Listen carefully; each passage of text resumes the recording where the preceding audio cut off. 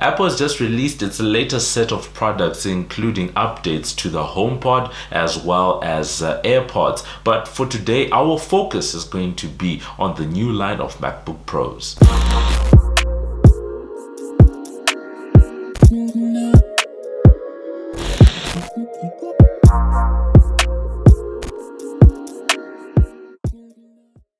Hey, what up? It's your boy MobbJustice back again with another video, and for today we are talking about that new line of MacBook Pros that's recently been released by Apple.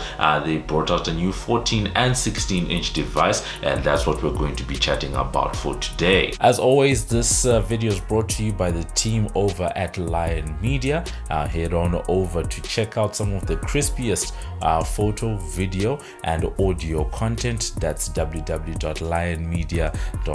Head on over, check it out, and just see what the team can do for you. So Apple held the event. It was on the 18th of October. I'll link in the description so that people who want to go and see that full keynote can actually go and check it out. It is their second announcement in about a month. The last one was the release of the iPhone 13, but once again, production value on 100. I remember noting in the last video that the energy was a bit off, but this time around, the energy was back. But more than anything else, there was a big appeal to creative professionals. That's what they seem to be targeting when it comes to this new line of machines. Now, before we get into the actual devices, we need to address the elephant in the room. Previously, I've done a video saying that Apple should bring back the headphone jack on iPhones such as this. This is one of the last iPhones to have a headphone jack, and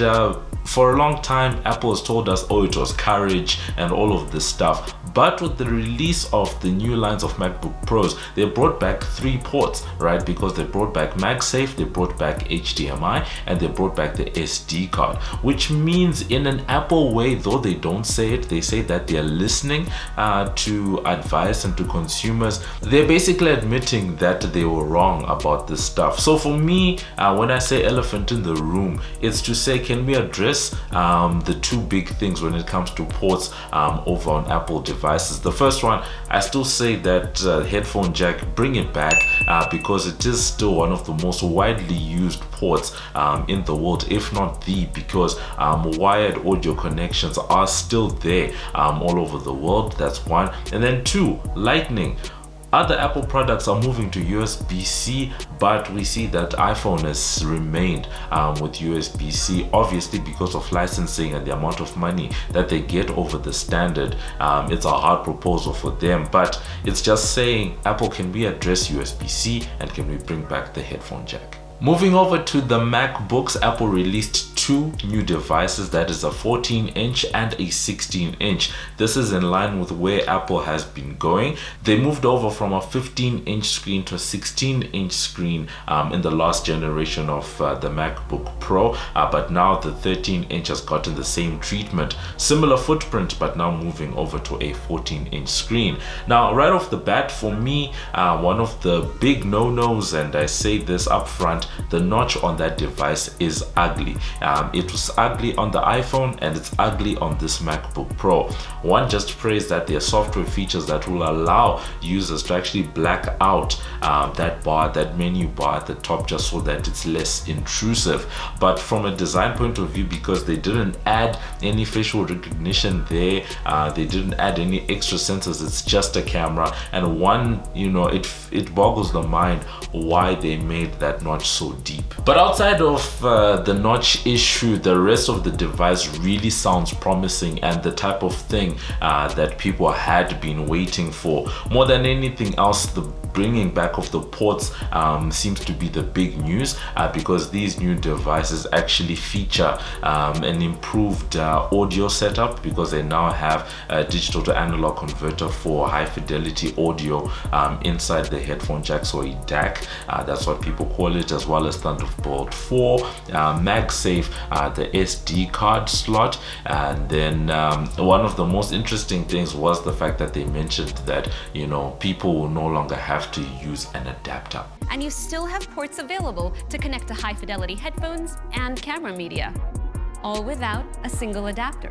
The new devices also feature improved thermals. That means they have a better ability to dissipate heat. And then over on the keyboard side, it looks like Apple literally took the new Magic Keyboard, lifted it and put it onto the new MacBooks, which I think looks pretty cool, especially the way that it's all blacked out as opposed to the colored in between. It's usually the color of the body of the machine, but this time they've gone with an all black, which I think really looks great. And in terms of that keyboard, they also got rid of the touch bar. A lot of people had said that they didn't like the touch bar, and once again, Apple showing that they are listening to the consumers and their users out there, got rid of that. The display has much less of a bezel around the outside, once again coming back to this notch issue.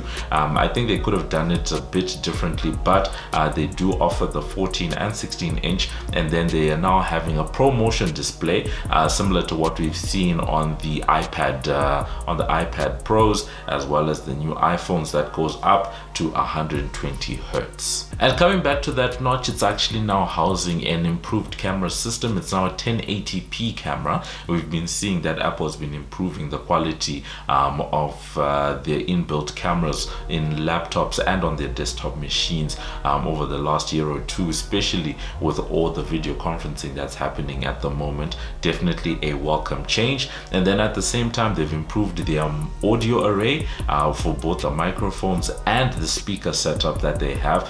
Those were already good on previous devices, so any improvements definitely welcome. With all the numbers that Apple was spewing out, one of the key ones that got me, especially as a video creator, is that on the performance side, Apple now has 64 gigs of unified memory on its new chips that actually allows for about 30 streams of 4K ProRes video to run at the same time, as well as 7 streams of 8K ProRes video. Obviously this will be best seen in things like Final Cut Pro, but some of those improvements are likely to come over to the Adobe side. One of the key things that came out of the M1 Macs that were released last year is that they improved the battery life quite a bit, and this time around we've seen that being pushed even further. So for example, the 14-inch now offers 17 hours of video playback, whilst the 16-inch now is offering 21 hours of video playback, which is a massive departure from where we were back in the day. But all of that is coming at a cost. These machines are quite expensive. The 14-inch coming in at around $2,000 or $1,999, and then the 16-inch starting off at $2,499 or roughly $2,500. To support these new Macs, Apple has actually gone and taken the M1 chip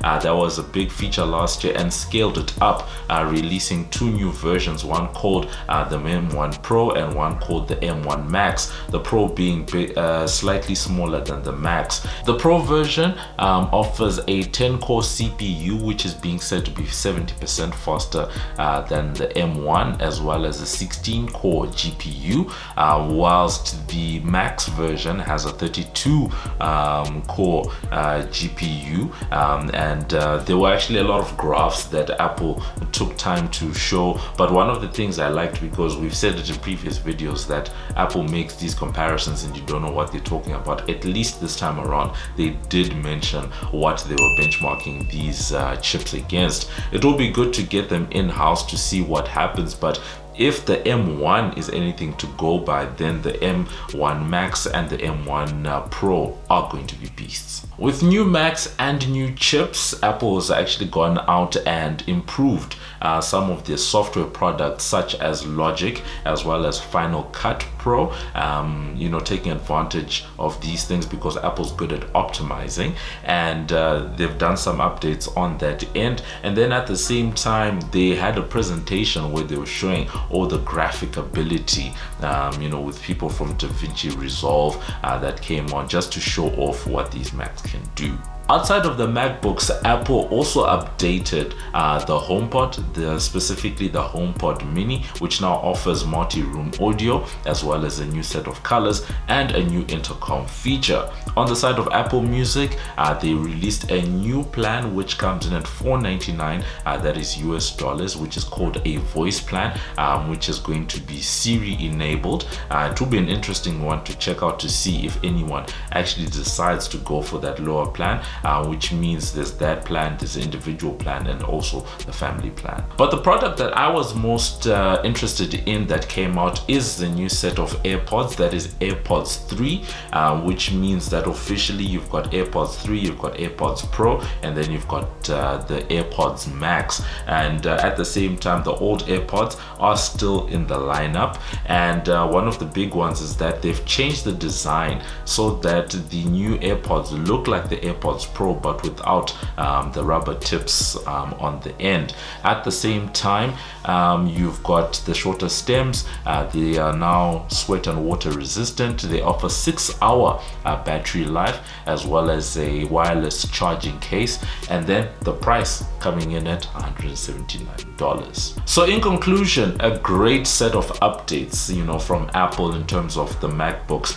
These are probably the type of machines that creative professionals had been waiting for, and as I said earlier on, if the M1 is anything to go by, then the M1 Pro and the M1 Max are probably going to be performance beasts. Real world use will obviously differ, and we'll be waiting to see how that testing happens. But as I said, great updates, but very pricey.